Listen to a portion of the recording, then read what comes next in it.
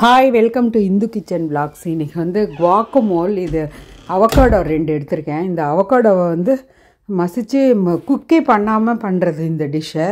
ரொம்ப ஈஸியாகவும் இருக்கும், அதே சமயம் இது வந்து ரொம்ப சூப்பராகவும் இருக்கும்.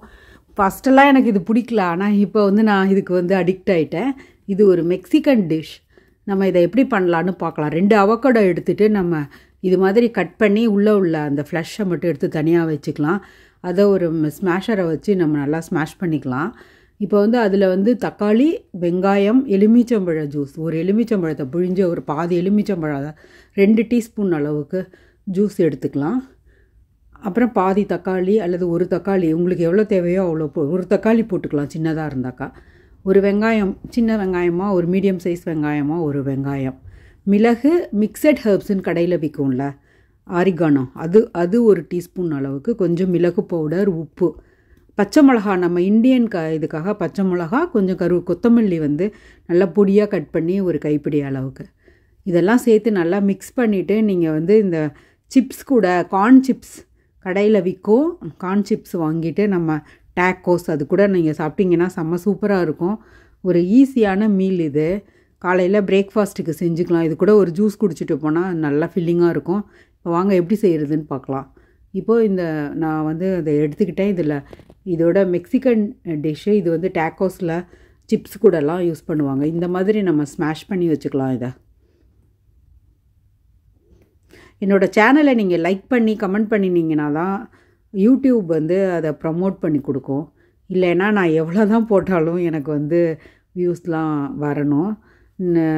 உண்மையிலேயே வந்து என்னோடய டிஷ்ஷெல்லாம் நீங்கள் செஞ்சு பார்த்தீங்கன்னா ஓரளவுக்கு அது உங்களுக்கு ரொம்பவே பிடிச்சிருக்கும். இன்க்ரீடியன்ட்ஸ் கூட நான் கரெக்டான அளவு தான் நான் போட்டுட்ருக்கேன். எல்லாருமே நல்லாயிருக்குன்னு சொல்கிற டிஷ் தான் நான் போட்டுட்ருக்கேன். கண்டிப்பாக உங்களுக்கு பிடிச்சதுன்னா என்னோடய சேனலை சப்ஸ்கிரைப் பண்ணி லைக் பண்ணுங்கள். இப்போ இதை ஸ்மாஷ் பண்ணிட்டோம். ரொம்ப ஸ்மாஷியாக இருக்க வேணாம், கொஞ்சம் சின்ன பெரிய பெரிய பீஸ் இருந்தால் கூட நல்லா தான் இருக்கும். இப்போ வெங்காயத்தை கட் பண்ணி போட்டுக்கலாம். அது கூட நம்ம தக்காளியையும் கட் பண்ணி கொத்தமல்லியையும் கட் பண்ணி போட்டுக்கலாம். நல்லா முடிஞ்ச அளவு பொடி பொடியாக கட் பண்ணிக்கோங்க. தக்காளியில் உள்ள விதையை கூட நீங்கள் எடுத்துகிட்டு கட் பண்ணினீங்கன்னா அது நல்லாயிருக்கும். இந்த டிஷ்ஷை வந்து செஞ்சு பாருங்கள் எல்லோரும்.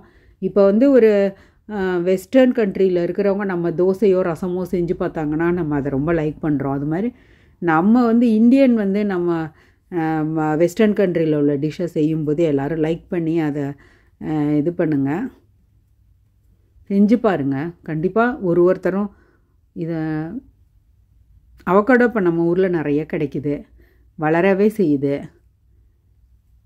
அதனால் இது ஈஸியாகவே செஞ்சு பார்க்கலாம்.